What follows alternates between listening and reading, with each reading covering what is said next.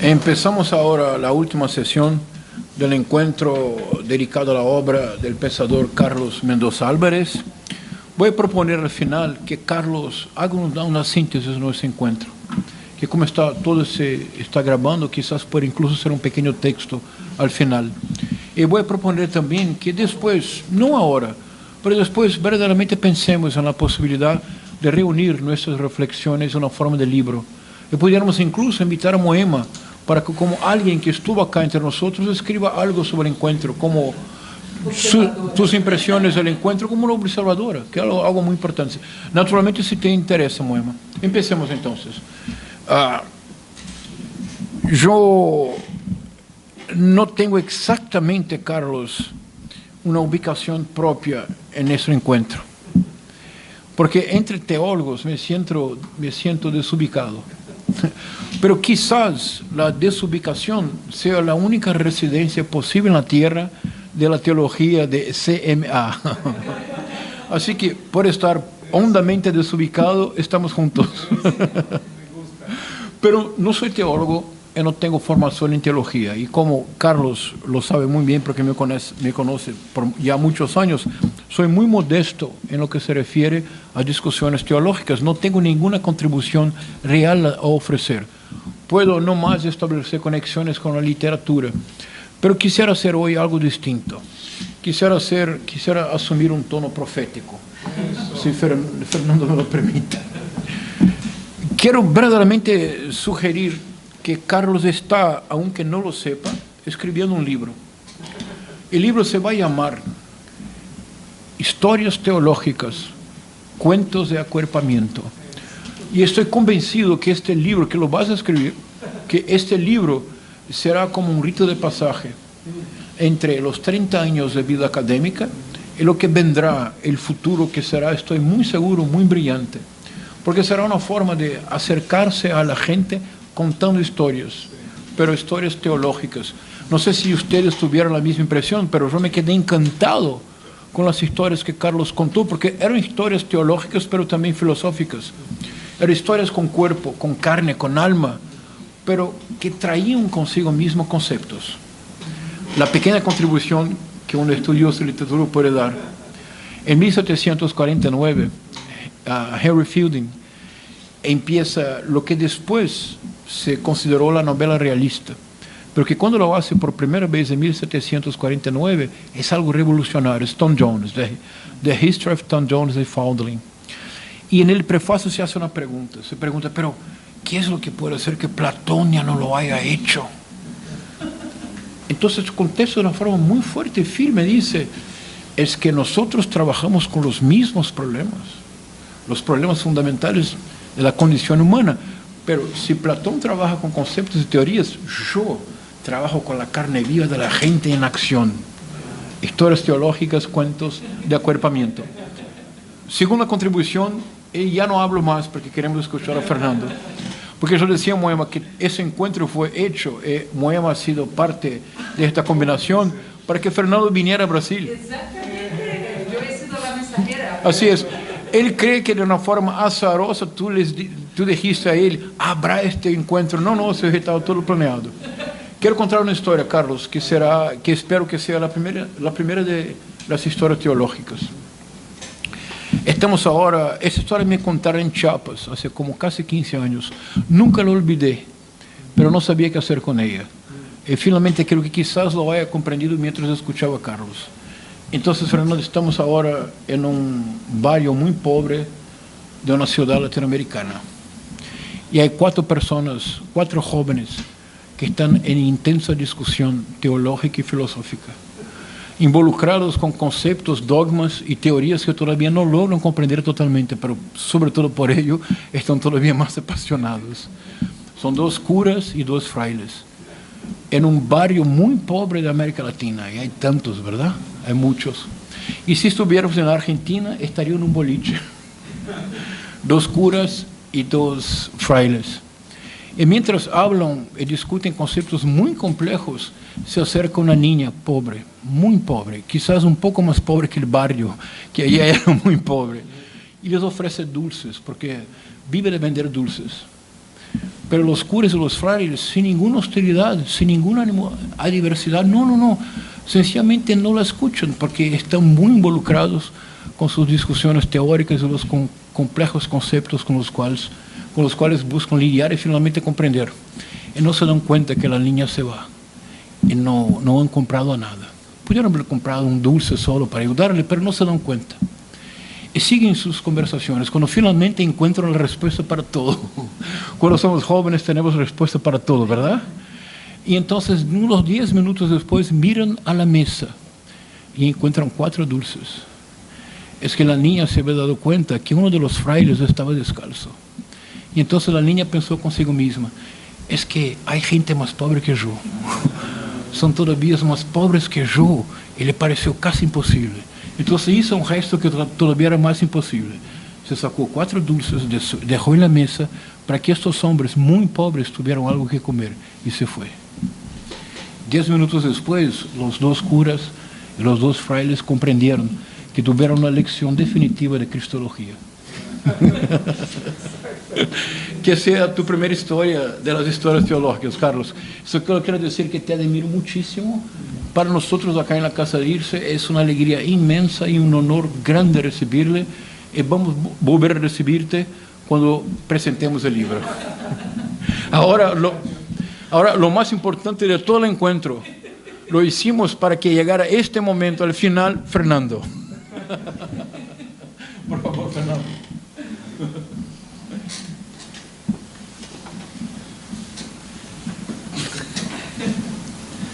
Bueno, un saludo, Carlos y Joan, gracias, y un saludo a cada una y a cada una aquí.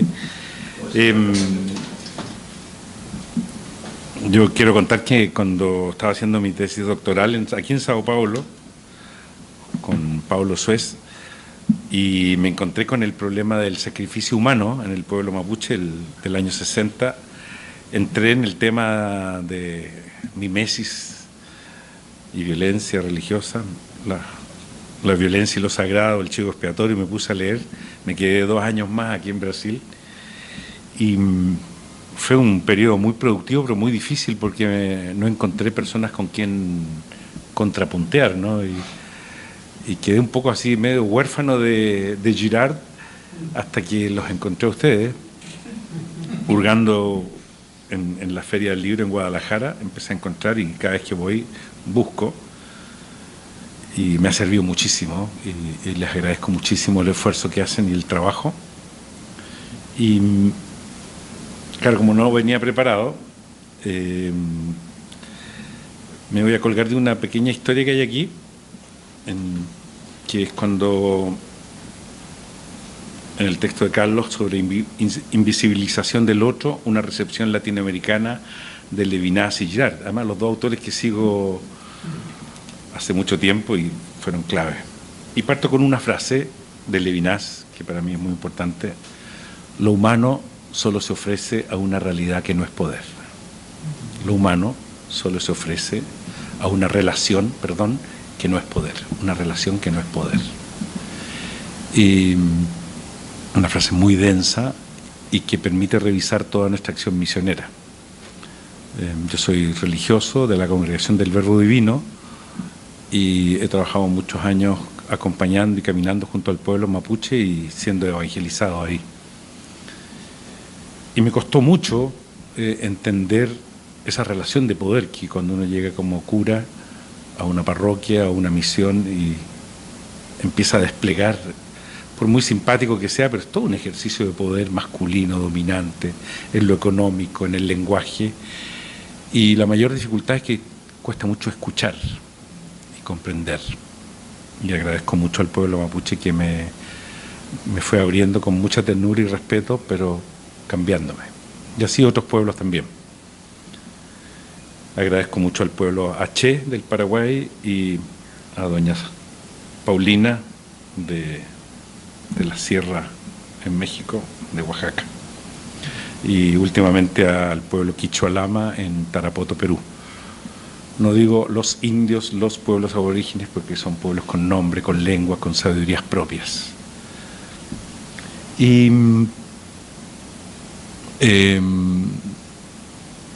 aparte de estudiar y usar la antropología y la teología, hace algunos años comencé a hacer un percurso invitado ahora por los indígenas a aprender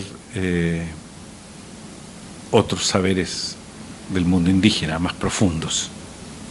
Ya me referiré a eso. Y voy a partir con este texto en que Carlos nos recuerda que en una conversa con el Tatik, dice: Tatik, ustedes dicen que quieren ser la voz de los sin voz, pero nosotros siempre hemos hablado. El problema es que muchos no han querido escucharnos. Ayúdenos a que se escuche nuestra propia voz. En este continente es muy poco escuchada realmente la voz y la palabra de las comunidades concretas, no de los indígenas, no de ese genérico, sino de tal pueblo, porque tienen voces distintas. Y como el proyecto de evangelización es tan totalitario, pastoral indígena, teología indígena, así como que pudiéramos teología negra, son unas totalizaciones, ¿no? Nos cuesta la pluralidad de pueblos. Así como cuando los jesuitas llegaron acá y dijeron: oye, esto es peor que Babilonia, y cada tantas leguas hay una nueva lengua, es mejor que generalicemos, y crearon a lingua geral, ¿no es cierto? Vamos a dejar entonces siguiendo a Carlos, un pequeño primer relato. Tatangamani, búfalo caminante, walking buffalo, de 1871 a 1967, de la nación Stoney. Este texto yo lo encontré en alemán, en Austria, en un libro que se llama Weißt du, dass die Bäume reden. Y el texto lo traduje yo y dice así: ¿sabías tú que los árboles hablan? Sí, ellos hablan. Ellos hablan entre ellos y ellos hablan contigo cuando los escuchas, literalmente cuando les prestas atención. Pero el hombre blanco no los escucha. Ellos nunca han considerado valioso escucharnos a nosotros los indígenas, y temo que no escuchan las voces en la naturaleza. Yo mismo he aprendido mucho de los árboles, a veces sobre el clima, a veces sobre los animales y a veces sobre el gran espíritu. Un primer relato de esas voces tan escasas en nuestro continente, donde, imagínate el percurso de este libro, yo lo encontré producto de un incendio en Austria, encontré el libro medio quemado y lo rescaté. ¿Sabías tú que los árboles hablan? Ustedes saben que en nuestro continente siempre se nos acusó de animistas, de paganos, mil formas de acusación, pero uno de los problemas es que donde tú vayas en este continente, cuando estableces una amistad más o menos sincera, y viene lo típico: oye, ¿por qué ustedes hacen esto? ¿Cómo hacen esto otro? Te dicen: mire, padre, o mire, es que los árboles hablan, o las plantas son maestras. Las plantas son nuestras maestras. ¿Cómo ustedes curan? Es que las plantas nos enseñan. Las plantas saben, el río sabe, la montaña sabe. Y ahí uno queda inmediatamente fuera, como son animistas, ¿no? Tienen estas creencias. ¿Hablan los árboles? ¿Habla la naturaleza? ¿Y por qué lo traigo? Porque escuchando este trabajo sobre la descolonización y textos tan sugerentes, todavía echo de menos la escucha y el diálogo con las voces de lo que los propios indígenas en espacios de confianza son capaces de comunicarnos. Quizás porque por su forma del conocimiento y de transmisión, ellos ocupan más la danza, el rito, el relato, y en contextos determinados, y han sufrido tantas agresiones que saben que no lo pueden contar. Han sido demasiado heridos, ¿no? Hay muchas cosas que ellos nos han querido transmitir y han sido silenciados y insultados, ¿no? Ustedes saben que a la ayahuasca, por ejemplo, se le decía la planta del diablo, cuando es una planta sagrada. Cuando los taínos, en su primer gesto de amor y de acogida a los españoles, le pasaron el tabaco es una palabra taíno, y se llegó a maldecir y a prohibir toda forma de echar humo por la boca, y hay una condena del tabaco. El tabaco es una de las plantas más sagradas de nuestro continente y un instrumento imprescindible en la curación. Pero es muy difícil curar a alguien sin tener un buen tabaco limpio, puro, no contaminado para atender a un paciente. Este continente continúa de muchas formas silenciadas. Y lo peor es que cuando nuestros estudios, nuestras aproximaciones, incluso académicas, pero en especial pastorales o asistenciales, silencian a los otros. El otro se da cuenta que la relación es una relación de poder, que lo que muestres va a ser usado en tu contra, ¿no? Va a ser estudiado, exhibido, o vas a terminar en un museo con tu calavera momificada, ¿no? ¿Sabías tú que los árboles hablan? Es un relato de Tatangamani de tanto tiempo, y que él se atrevió a contar eso. Y la naturaleza, ¿cómo puede ser que considere la ciencia occidental y nuestra filosofía que el mundo es mudo, si es criatura, ha sido creado por la palabra? Por él fueron creados, ¿no? Por el logos, todo fue creado. Una expresión teológica de máxima sabiduría, una propuesta desafiante del Evangelio de Juan. ¿Cómo va a crear el logos algo mudo? Sería una acción un poco absurda. ¿No transmite el logos creador una sabiduría? ¿Cómo sabe el picaflor cómo hace el nido? Yo estaba haciendo una dieta de ayahuasca justamente en la selva, y en el río vi a un picaflor que daba vuelta alrededor de una rama, y me fui a mirarlo y vi que estaba tejiendo su nido, y la última capa que le pone el picaflor en la selva a su nido es telas de araña. ¿Cómo sabe? ¿Cómo sabe la flor? ¿Cómo sabe? Bueno, está todo lleno de sabiduría. Es inaccesible, necesitamos destripar la realidad para poderla exhibir y analizarla cortada. No es posible en la comunicación. Bueno, el mundo indígena siempre nos dice que la naturaleza sí habla, sí se comunica y enseña. Y les voy a contar una curiosa experiencia. Tú vas a ir a ver a Carlos y a Juan en Tirúa. Nos fuimos 7 días, me pidieron los ejercicios ignacianos. Nos fuimos 7 días a Lonquimay en ayuno, en comida sencilla, y en esos 7 días hicimos silencio, rezábamos, dimos gracias y comíamos juntos. Y tuve una experiencia muy, muy profunda e importante para mí. El día jueves en la mañana, caminando por el bosque, me detuvo un grupo de árboles, de cipreses, y nunca me había pasado, me interpeló, me detuvo, y yo sabía que estaban hablando conmigo. Y lo primero que me dijeron los árboles, los cipreses: tienes que aprender a respetar. Y no fue una conversa fácil, fue una advertencia muy, muy seria.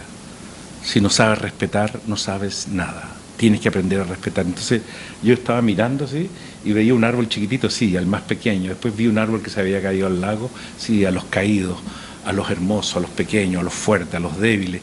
Y me decía, y repite, y repite, y repite. La voz me insistía en repetir: aprende a respetar. Si no respetas, no sabes nada.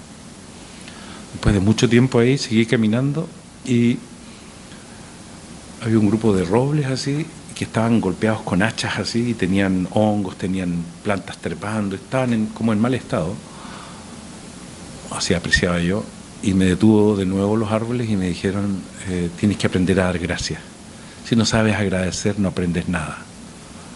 Sí, también tienes que aprender a dar gracias a los que te hacen daño. Uy, eso me costó.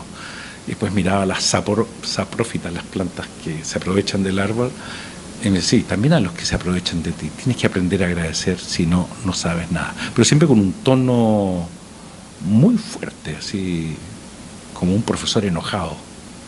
Tienes que aprender a agradecer, y agradecer por todo. Fue fuerte. Llegué al final, ya a la tarde, se empezó a oscurecer y sentí que se perdió el camino y no sabía cómo volver. Y estoy volviendo y no encontré el camino, pero de repente vi 2 árboles cruzados y sentí que me tenía que meter por debajo de los árboles, agacharme, y cuando estoy pasando por debajo de estos árboles cruzados, me dice: tienes que aprender a pedir permiso para entrar y salir. Tienes que aprender a pedir permiso para entrar y salir. Ha sido una experiencia que me marcó mucho, la comenté después con los curanderos y es mi mensaje, por eso parto con eso, porque los árboles sí hablan. Y nos dijeron, son 3 cosas, y por eso se las paso a ustedes como una transmisión espiritual. 3 cosas que no hemos hecho nunca los que colonizamos ni los que evangelizamos, que es respetar, agradecer y pedir permiso para entrar y para salir. La misión, como recordando a Paulo Freire, no ha sido precisamente comunicación, ha sido sobre todo extensión institucional, ¿no? Nos extendemos y hemos pisoteado cementerios, templos, lugares sagrados, casas, familias. Hemos separado familias que porque eran polígamas y hemos pisoteado todo. O sea, respetar, agradecer y pedir permiso son 3 claves que cruzan este continente y para mí dichas desde el bosque, ¿no? Tatangamani no es loco, nos habla los árboles, a veces del clima, a veces de los animales y a veces sobre el gran espíritu. Los árboles hablan. Esa es mi oferta de hoy, y solo complementar que este camino con el mundo indígena en este diálogo sincero, donde haya realmente un logos del otro aceptado por nosotros o compartido, nos debería ayudar a descubrir desde qué lugar podemos hacer las transformaciones que tanto nos urgen. La descolonización no puede ser sin ellos, ellas y ellos, así como es con las mujeres, y estamos inmensamente agradecidos, un proceso que recién se inicia, pero sin la palabra de la mujer andamos ciegos. Bueno, pero sin la palabra indígena en este continente, sin la palabra de los afrodescendientes, ¿cómo pretender descolonizar? Por eso es tan importante el texto con el que partíamos, cómo los escuchamos. Sé que académicamente es difícil, y de hecho estamos incorporando a muchos indígenas en las universidades, pero casi los silenciamos instalando paradigmas que a veces les son muy ajenos y tienen que mimetizarse a esos paradigmas, ¿no? ¿Cómo hacerlo? Es que en este continente hay una tradición que no es solo de este continente, sino que en muchos de los continentes colonizados, que es la tradición de la cura. Dicen chamanismo y se ocupan palabras extranjeras, pero cada pueblo tiene su nombre para sus curanderos. Pero voy a la médula. Curar al otro. Curar es sobre todo percibir que el otro está herido y está enfermo, y buscar las herramientas para producir esa sanación que no solo es cuerpo, sino que es una persona que se enferma.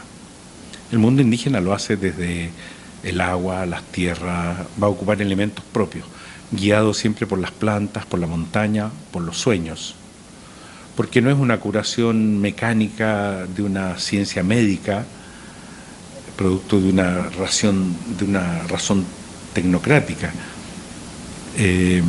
Es un saber sobre el ser humano y sobre quién es esa persona realmente. Curar es cuidar a la persona. Cuando el curandero da sus remedios, sus plantas, que cada uno lo sabe porque la planta le enseña, debe cuidar a su enfermo, debe cuidar a su paciente. Yo soy cura y no tengo idea de curar. O sea, yo aprendí solo teología, no aprendí a curar. He aprendido a curar con los curanderos. Creo que hay un camino por recorrer de aprendizaje que es una práctica descolonial en nosotros mismos, en nuestros cuerpos. Eso, muchas gracias.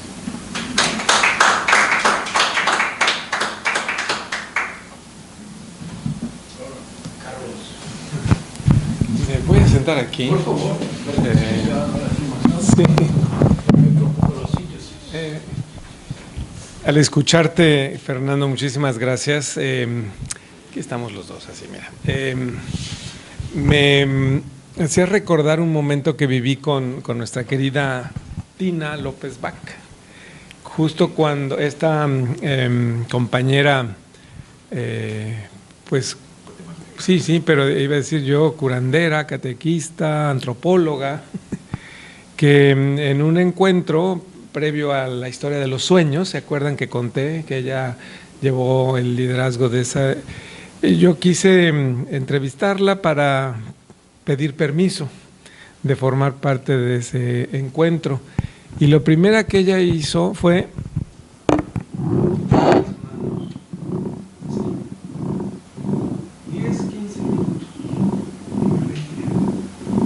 solo sentía mis manos. Y yo decía, ¿qué pasa? No sé qué hacer. Me puso muy nervioso, inseguro. Y me dice, si quieres caminar con nosotros y quieres escribir sobre nosotros, camina, pero por un buen tiempo. No escribas ahorita nada. Vive este congreso, está con nosotros estos días, sueña con nosotros y vuelve después. Y han sido 20 años los que han tenido que pasar para que un día ella aceptara que pudiera yo escribir algo de esa historia. Entonces, cuando te escuchaba era como entrar en otra, son historias teológicas, ¿verdad? Pero en otra manera de comunicarnos y de entender que nuestros cuerpos hablan también, así como los árboles, que nuestra energía interior y corporal también es un lenguaje y que desde esas heridas también, pero también de esa fuerza, algo surge. Sé que ahora ella está enferma, que ha estado debatiéndose mucho en su salud, está mejor. Sí, tuvo un accidente. He tratado de estar en comunicación con ella y eso, pero lo que iba es que esta historia me recuerda que se trata de proximidad. Y es una idea que Iván Illich desarrolló mucho, ¿no? Hemos olvidado la proximidad y esa es la gran corrupción de la modernidad. Él decía, Iván Illich, lo mejor ha engendrado lo peor. Y lo mejor era la proximidad que Jesús de Nazaret, con sus historias como del buen samaritano, anunciaba que ahí estaba lo divino, en la cercanía, en la proximidad, en el hacernos cargo unos de otros, ¿no? Como el buen samaritano con el hombre herido en el camino. Y yo creo que de eso se trata la decolonialidad, Martín, en recuperar la proximidad, o también decía Illich, lo vernacular, lo local, que es la tierra, la lengua, los símbolos de cada pueblo. No, como bien dices, Fernando, de los pueblos originarios o de los afroamericanos, etcétera. Entonces yo creo que el reto que tenemos quienes nos dedicamos a escribir, a pensar, a reflexionar, a curar, es recuperar la proximidad como un modo de vida, primero, y como un modo de pensamiento. Porque esa proximidad también nos transforma. Es decir, no podemos ser los mismos después de encontrarnos en esa cercanía. Para mí eres un regalo, un regalo que cruzó los Andes para llegar de Santiago de Chile hasta Río de Janeiro. Estaba previsto todo. Y gracias a Casa Dirce, porque esa es su vocación, ¿no? Es ser un espacio donde haya esta proximidad de la lectura, espacio, puente. Entonces, lo primero que me venía a la mente y al corazón era esa proximidad de tu palabra. Y la segunda tiene que ver es proximidad, pero también atrevernos a cruzar puentes, a construir esos puentes. Hemos sido colonizados también en nuestra mente, ¿verdad? Y sobre todo en el mundo eclesiástico, en las órdenes religiosas, el clero, por una doctrina, un pensamiento que nos hizo apartarnos de esa proximidad en nuestras tradiciones mestizas o indígenas de pueblos a los que pertenecemos. Me ayudó mucho Roberto Tomicha, obviamente lo conoces también. Compañero en Sao Paulo. Eso. Roberto Tomicha es capuchino, ¿cierto? Es indígena del pueblo Aymara. No, él es de los pueblos de ahí, de Trinidad, Chiquitano. Y como fraile, él está al mismo tiempo, bueno, debatiéndose entre cómo, por un lado, seguir usando ese hábito planchado, esperemos, pero siendo fiel a su pueblo. Y entonces se está desarrollando una teología intercultural, un poco queriendo poner a dialogar en su propio corazón, en su mente, en su cuerpo, pues esas dos tradiciones. Y yo creo que ese tránsito es fundamental. Tenemos que ser, decía Boaventura de Sousa Santos, bilingües, trilingües, en el sentido no solo oral del lenguaje, sino de las culturas. Y yo creo que ahí está el reto de un cristianismo decolonizado, que efectivamente tiene que superar estas narrativas de control vinculadas a la modernidad eurocéntrica, patriarcal, capitalista, etcétera, pero atrevernos a imaginar estos lazos y aprender de las otras sabidurías, los saberes de los pueblos. En América Latina y en general todos los pueblos tiene esa gran potencia de experiencia de los pueblos. Y tendríamos que ser mucho más sensibles a esos saberes.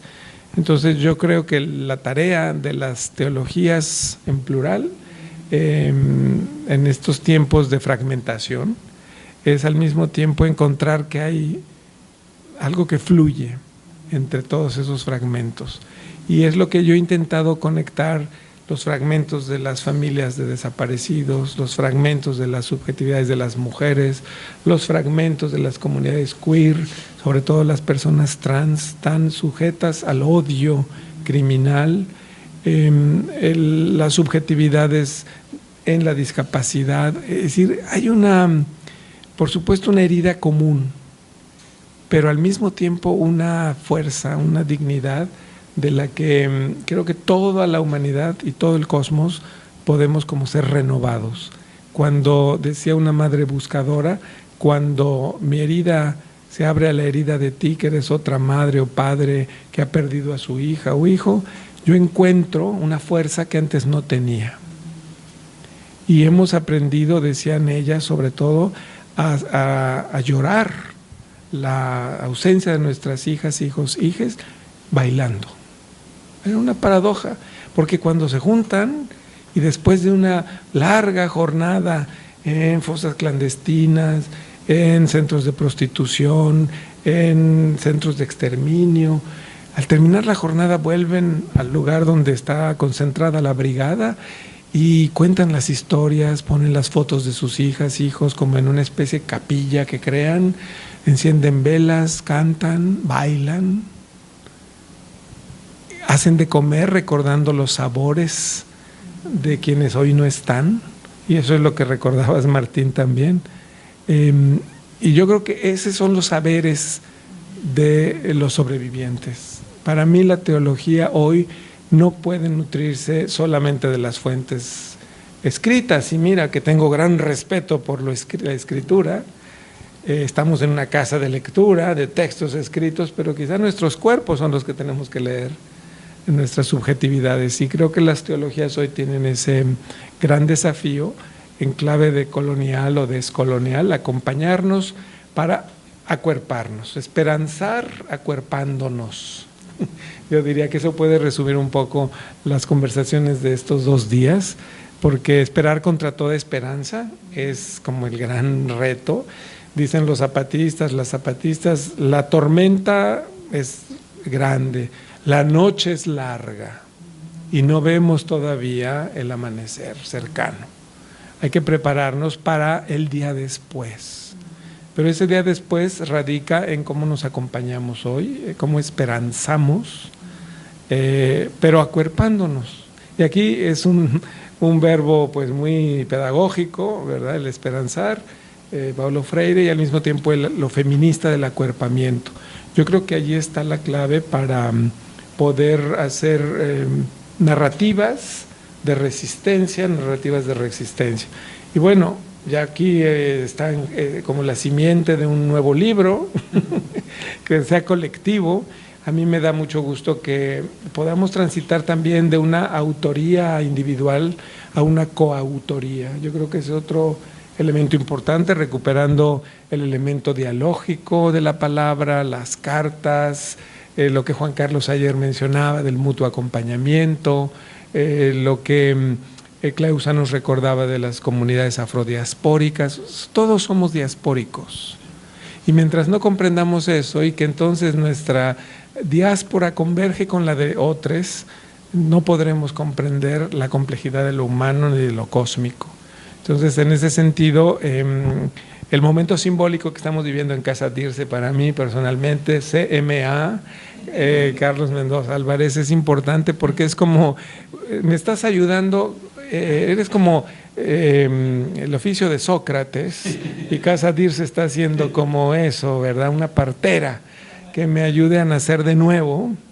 Espero que en el agua y el espíritu, como dice el Evangelio, pero en una nueva etapa de la vida que ya no es la institución académica, sino el mundo en su diversidad, complejidad de colectivos, de comunidades en resistencia, de comunidades espirituales diversas, pero que nos escuchamos, que nos aprendemos a recibir unos con otros en gratuidad.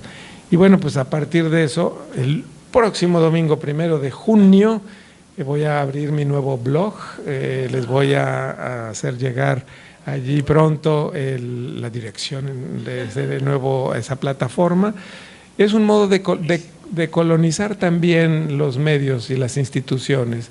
Ahí lo que trataré de hacer es, además de una entrada semanal con alguna nota, quiero empezar con Palestina, que para mí, como dice Munter Isaac, es brújula de la humanidad. Si hoy perdemos Palestina, nos perdemos todos.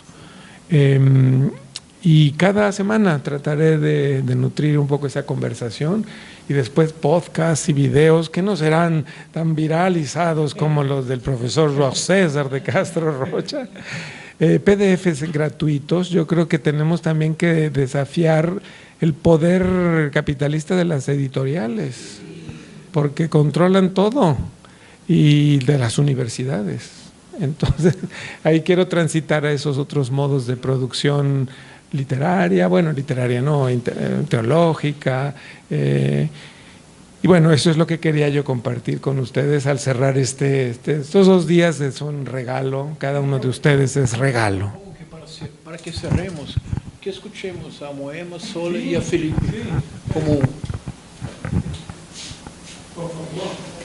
Bien, entonces...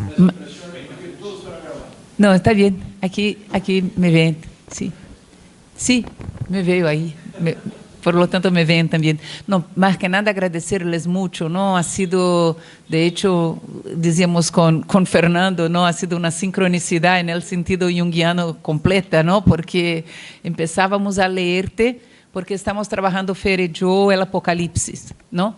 El Apocalipsis desde la perspectiva del antropoceno, por supuesto, pero también de las comunidades que están en resistencia a la minería, ¿no?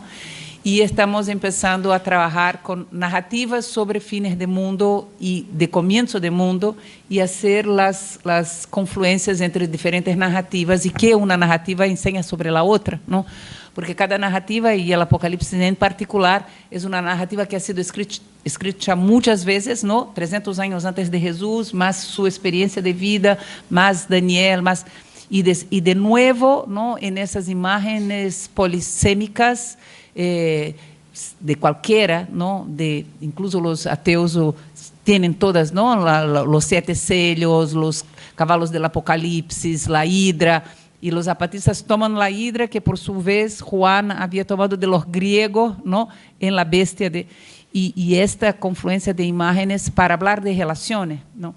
Y estábamos, y con eso quiero terminar, estábamos en un encuentro de diferentes grupos hablando sobre Apocalipsis hace poco, y estaban ahí 2 agustinianos, un que es obispo en Iquitos, un Monseñor Miguel Ángel, que ha venido de España, y ha venido con otro compañero, después llegó Manolo, y han estado ahí 20 años escuchando a los Cucama y aprendiendo de ellos, y tienen materiales maravillosos sobre esta otra gente, la otra gente con las cuales habitan el mundo. Entonces, el tema de los espíritus, yo pensé que Fer iba a hablar un poco más de eso. El tema de los espíritus para mí es fundamental, ¿no?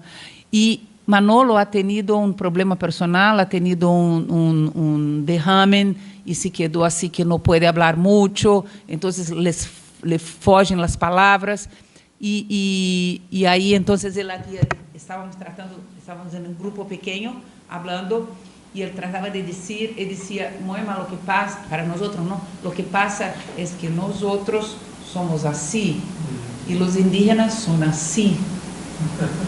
Entonces es esto, cómo tú encajas algo que es así en algo que es así, sin traicionar a esto, que está mucho más allá de lo que cabe acá, ¿no? Y por otra parte, escribirlo es esencial, porque si Juan en Patmos no lo hubiera escrito, su viaje al cielo, no saberíamos cómo habían resistido ellos ante el abismo del fin del mundo. Y cuando tú lees el Apocalipsis desde la perspectiva Cucama, tú comprendes miles de cosas que solamente leyendo el Apocalipsis, sin hacer el tránsito al cielo, jamás seríamos capaces. Entonces, yo digo, sigan escribiendo, ustedes que tienen el don, sigan escribiendo, pero siempre con como no traicionar a lo que está más allá, ¿no? Porque la traducción que hace, en general, tú traicionas. Entonces, eligen al menos a quien traicionar. Y si hay que traicionar a alguien, que traicionen a la cajita pequeña.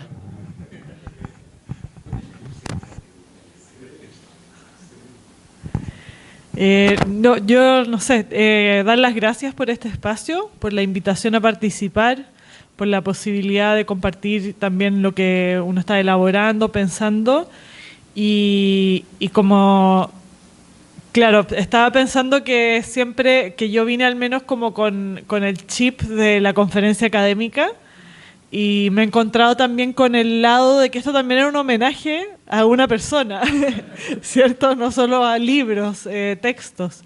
Entonces quedé como, al mirar lo que hizo Laurel con las fotos, al mirar cómo Martín habló también de ti, me parece que hay como, más que un profesor que me enseñó algo, hay un lazo de amistad, de complicidad, de cariño que se ve y que se refleja también incluso en el hecho de yo tener la audacia de venir y proponer un artículo que sea crítico, ¿no? Y que eso no genere como, no sé. Exacto. Entonces, sí.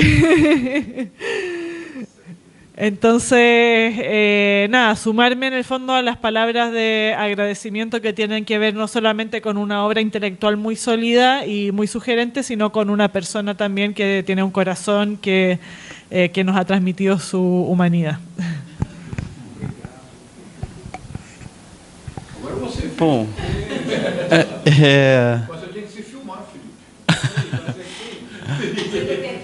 senta aqui. Pero sin narcisismo, Bom, talvez eu seja um pouco forasteiro aqui, porque eu sou leigo no assunto, conheço pouco de teologia, de religião de maneira geral, mas eu queria fazer um comentário, começando por algo que o Fernando falou, sobre o tabaco.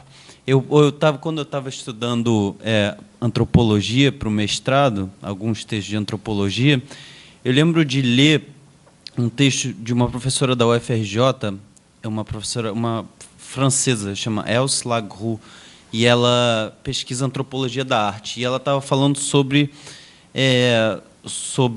a etnia dos Tucano, né, que habita o noroeste ali exato, do estado do Amazonas. Exato, mas a maioria deles aparentemente está na Colômbia, né? E entre os Tucano, o xamã, quando quer se comunicar com seres não humanos, deuses, espíritos, os mortos, ele senta num banco e fuma um tabaco. Exatamente. Exato. Inclusive não com as mãos, mas com um exatamente, com um cachimbo. Um cachimbo ritual, exatamente. E com isso, quer dizer, a fumaça que ele produz ajuda os pensamentos dele a subirem e chegarem até os deuses. E esse o gesto que ele faz é um gesto que repete o gesto de criação do mundo segundo a cosmogonia dos Tucano, né, que o mundo, em tese, teria começado com uma mulher, uma demiurga, sentada fumando o seu tabaco. Então, eu acho que, embora eu seja da literatura, eu acho que há uma confluência, ou pelo menos como posso dizer isso? Acho que para quem estuda literatura, talvez, não todo mundo, mas a literatura sensibiliza a gente para outras maneiras de enxergar a vida. E, embora a gente tenha nascido numa cultura ocidental e cristã, eu acho que tem uma certa abertura pela poesia a encarar algo que outras pessoas chamariam de fantasia ou de superstição como verdade, ou como uma verdade possível, né? A gente toma a sério fantasmas, né?